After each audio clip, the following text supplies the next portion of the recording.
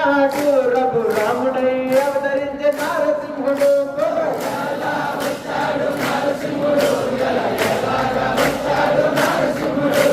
తల్లి కడుపు ఎలా వచ్చాడు నారసింహుడు ఎలాగా వచ్చాడు నారసింహుడు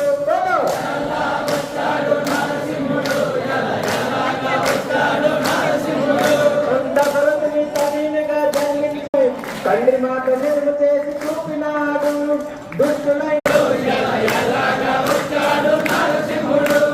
భక్తజన పోషకుడు నారసింహుడు తన భక్తుని మాటలు నిజము చేయగా స్తంభమున ఉద్భవించే నారసింహుడు పట్టుకొని రావాలి ఇక్కడికి.